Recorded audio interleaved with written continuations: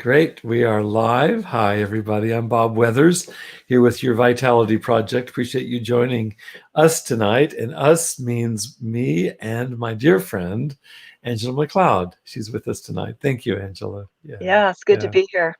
Yeah, it's great to have you. We were just talking that our topic tonight is mindfulness. And I'm in a series of posts right now, as you're aware of, Angela, where I'm looking at some of the roots of not only your Vitality Project, but I think also kind of career-long priorities or values for me. It's really pleasurable for me. I was just before we met working out some of my relationship to Carl Jung and Jungian psychology, and it's very pleasurable to me. And it's also very clear to me how influential some of these reasons have been in the development of your Vitality Project, as well as there's such a bedrock for these conversations in our conversations over all the years. And so it's really a double pleasure for me, both personally as well as relationally, to share into talking about mindfulness tonight with you for a few minutes. And the assignment for today, or the invitation, was for people to reflect on anything that represents a resource that has helped them to be more present with themselves and with others in the present moment, and oftentimes with an enhanced sense of peacefulness. And so I suggested some options for people to think about. And then even since I wrote that post, I gave more thought to it. So it include everything from formal meditation, we may well talk about that tonight, to forms of yoga and prayer. And I'm looking at you thinking of dance and movement, and for me, musical self-expression. And also, I was aware of my own roots. This dates back to the very beginning for me. My earliest experiences in graduate school 40 years ago, which preceded my beginning to practice formal mindfulness meditation, included biofeedback and progressive muscular relaxation. And I haven't thought about those in years, but I can still remember those. And my first wife, 𝗬𝗄𝗄, who sometimes watches these posts, she'll remember those early forays into biofeedback and into progressive muscular relaxation. At night, I was studying so much that at night my brain would be so active. And she used to say, honey, don't forget to practice relaxation. And I would do it. It would put me to sleep. And also, the very first class I ever took in meditation was at Pasadena City Library with 𝗬𝗄𝗄, and it was offered by the Ananda Marga Fellowship. I remember all those years ago, which was, we practiced some Sanskrit chants, which was all new for 𝗬𝗄𝗄 and me. And I think that might have been my first introduction. And that definitely piqued my interest. And as I've shared here before, and with you, Angela, it was exactly 40 years ago this past summer that I put down the books on Zen, which I have here in my library. This book right here, this is the first book I read on Zen, A Western Approach to Zen by Christmas Humphreys. At some point, I put down Christmas Humphreys and crossed my legs and began to practice, and that was the beginning for me. So at any rate, I've been writing about those things for myself. I don't need to reiterate those right now. If anybody's interested, they can read our posts. I'm interested in hearing from you. I'd love to hear what your relationship to anything related to mindfulness. It's really broadly sketched out too. It can include anything that touches in this area for you. Yeah, thank you. I had fun following your suggestion in today's post, my personal history with mindfulness-based practices. So I actually really thought back even into my childhood, which I found a bunch of things that I now consider mindfulness, but at that point I didn't have that terminology. But I'll just share a couple of those with you. I'd love to hear them. It was interesting. I immediately remembered a long train trip that we took when I was, I don't know, 8 years old. And at some point it became very boring and tedious, as a child, to just be sitting on the train, even though it was also exciting a lot of the time. But there was a lot of rain coming down, and I remember sitting next to the window with my head just kind of leaning against the window. The rain was hitting, it would like splash against the glass and run down, and some of it would split and run up. And I looked at that for a long time. I just kept watching each strand of the water.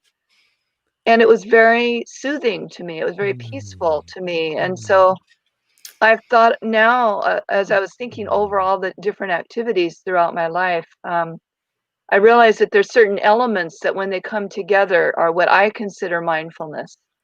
You know, and so one of those is that sense of peacefulness, being very present, maybe the sense of being in the flow, and choosing to really focus on something. So it's I mean, daydreaming might be considered, you know, just letting your mind kind of wander too. I just like it, the definition being very broad, for one thing. So I have many things on my list. I made a huge list, but I do think in my 20s, I became aware of mindfulness practices in a lot of different forms. Different friends of mine were practicing straight Zen meditation and other forms like different kinds of martial arts, Tai Chi, which are mindfulness practices too. And the one that really caught my attention was a friend of mine introduced, he was doing a senior student, he was a student still, but he was doing a class, he's been studying cultures across around the world and different spiritual practices that they followed. And so he had a class that studied ritual and different spiritual forms. And one of the forms that he introduced was Native American chanting and prayer circles. And there was a group of maybe 8 or 12 of us that we just really loved it. And we'd get together on our own. And there was a very simple format. And we would chant together a lot and sing, chant and sing. And then we would each speak our prayer in that moment, whatever was on our heart. And we would all be witnessing and listening to each other. And that was very profound for me at that point in my life. And I've done a little of that here and there since then. Other than that, I've also taken the mindfulness-based stress reduction class, which I'm sure you're aware of. And I found that to be very, very helpful. It was actually taught by our local Zen master that lives here and has a temple. I'm not sure what they call it, a dojo or a temple. But that was very helpful for me in dispelling some of my misconceptions about what meditation is, formal Zen meditation or any other more formal meditation. I had the concept that I had to not think. And if I was thinking, then I wasn't meditating and I was failing.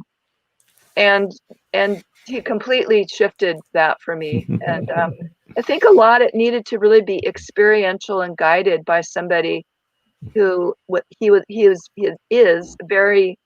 has a sense of humor and a gentleness and very focused, but very inclusive. And so I think for me, having a guide in the beginning has been really helpful.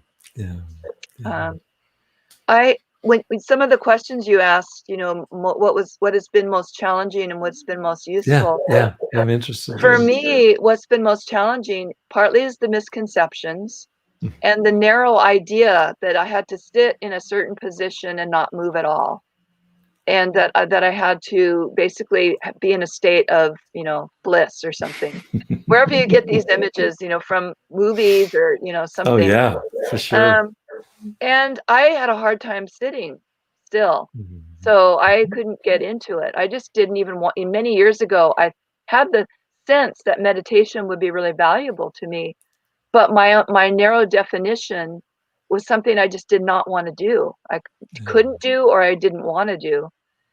And so that actually kept me from exploring it until I widened my scope of what could qualify as mindfulness practice. Doing it by myself has been very challenging. So when I do it with a group, that mindfulness practice has been much, much easier.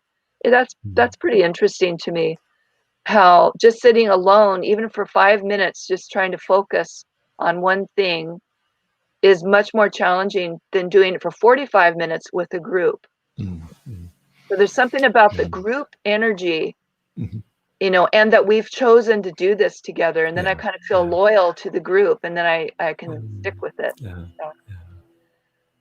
There's many more sort of chapters of things that I've explored that have to do more with movement. So one of my first classes in college, actually, by my friend Kenneth, who was a professor back in when I was in my 20s, he taught a class called Awareness Through the Body. And so it was a body-based, you know, focusing on the body. But again, he didn't even call it mindfulness, but the theme of awareness, being very present, was there. And I took that class many times because it was so powerful for me, and set me on my course with dance and movement studies of all kinds. So now my mindfulness love is Qigong, which is, you know, an ancient Chinese form of mindfulness movement. That is part of what I love about it is the simplicity of the movement, allows my mind to relax. So it's not complex, so I don't have to really feel like I'm forcing anything or efforting. And then the connection with breath. So the breath is always integrated in with the simple movements. And then there's a lot of focus on images of nature. There's a naturalness to it that's very soothing to me. There's much more to it. It can be just that simple, but it's also rooted in ancient Taoist shamanism and Chinese medicine. So it has many branches that give it a lot of depth too. As you talk, I think all of this is so rich. It's actually evocative for me. You know, I've been thinking about all this as the posts are being generated, and so it's really stimulating to listen to you. You know how closely related I feel to your dance, and always have felt. And I'll share three things that emerged for me, and it literally was you talking about being in the train as a little girl and watching the rain on the window. Thank you. That's a precious memory to me. It's very evocative. And my wish would be to evoke other people's relationships to things that we have done, states of mind, experiences we've had that are very organic and not esoteric or weird or alien. They're like a little girl looking out the window on a train and being fascinated by water that goes up and down at the same time. The three instances, and you and I have talked about all three of these, Angela. I'm going to go in backwards order. When you talked about movement with Kenneth in your chorus and how that's gravitated into Qigong, among other things, I wrote that for people if they want to look up further. If you look up Qigong and also look up Angela MacLeod, you can find out resources on Qigong for sure. Is that as a boy, and you know this story, but as a boy, both my parents were amateur musicians, and so I grew up in a musical household, and I was very taken by music as far back as I can remember. And even before that, I have my parents saying that was always just a very strong relationship to music I had. But they started me on piano very early on, and I didn't like it. I didn't take to piano. And my mom was a pianist. My father was a bass player. So it wasn't like we had a piano in the household. I didn't like sitting still. It's like when you talked about meditation, I didn't like sitting still on a bench. I wanted to move. And as soon as I was of age, and that was at age 9, I started playing piano at age 4 or 5. But when I was of age and there was a music program at school, I knew I wanted to play drums. I wanted to move. I wanted to stand up and move and be rambunctious. And I think my parents probably saw that as kind of a phase that little Bobby's going through or something at the time. But there's no way I could have predicted, but here I am 55, 60 years later, and I'm still drumming like a banshee. I've always had, like you with movement. Same for me. Drums are movement for me. My therapist over all these years, Don, talks about that. He's a dancer, and he really sees the connection between his dancing spirit and yours, and me as a drummer. So the drumming piece has always been there, and it's very much one of my earliest entry points into like you're saying, the little girl, the little boy Bobby. I could drum for hours and just be fascinated by the sounds of rhythms pitter pattering away with sticks or hands or whatever.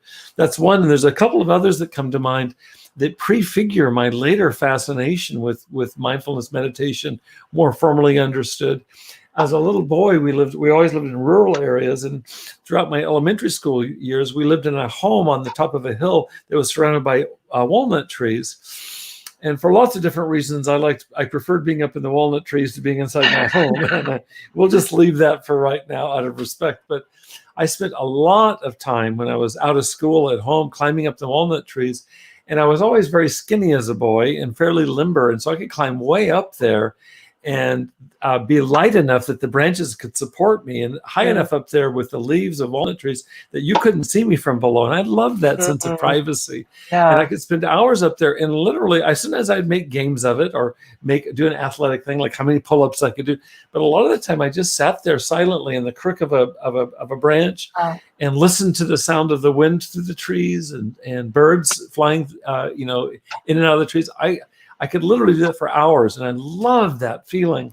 And then there's one final image that came to mind, was that a little bit later in elementary school, we moved into town from out in the country, and we still had a tree, and I still climbed the tree.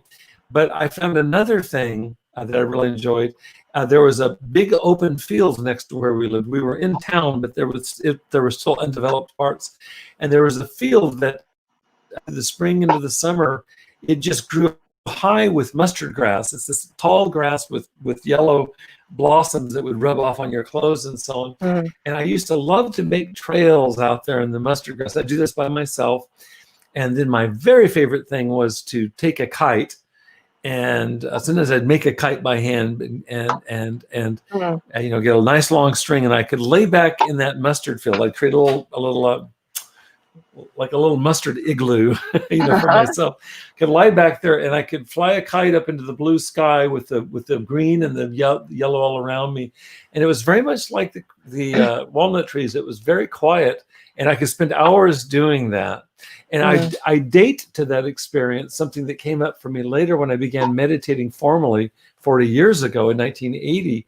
And it was this, and I've shared this with you before, I believe, is that I can remember as a boy lying on my back, flying kites in the mustard field, and having this strange feeling inside that I had done this before. It was the oddest kind of deja vu. I wouldn't have known that term. I didn't have any concept of the experience.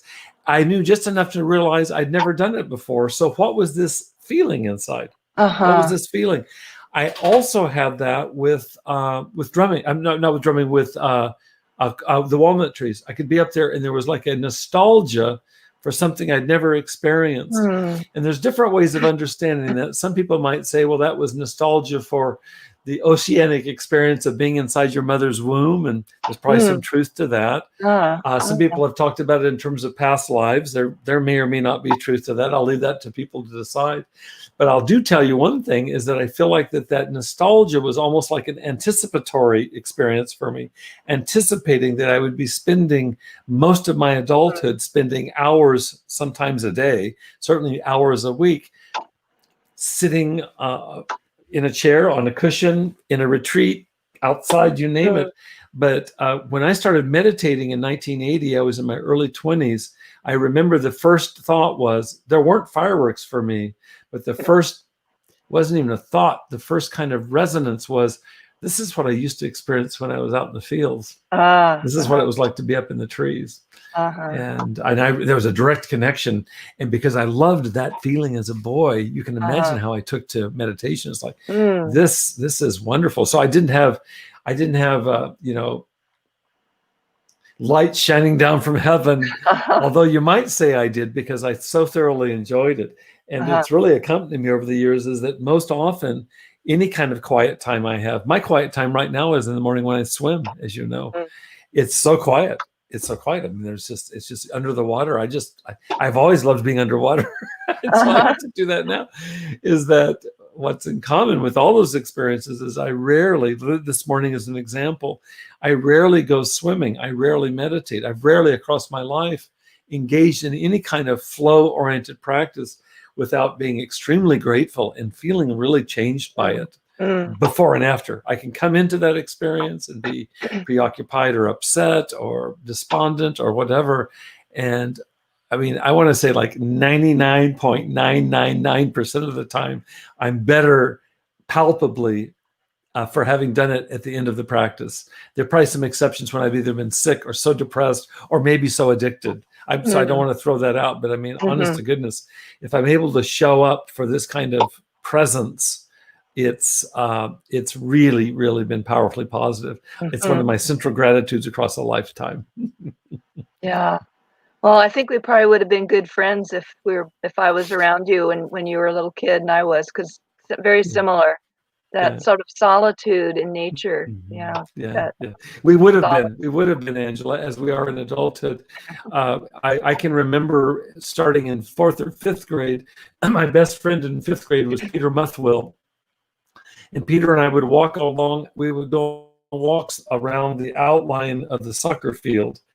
So all the other boys would be playing soccer and we'd be walking on the lines and walking quietly and sometimes talking. He and I were the only ones that I knew at school who had parents that had gone through a divorce. And Peter was like you and me. He was a quiet, reflective soul. And I remember I looked forward to recesses with Peter. We'd do this. And it would be like this intimate conversation of two 10-year-olds. And that was our recess. And that would have been you and me. We would have been climbing, dancing, all of that. We would have been doing that.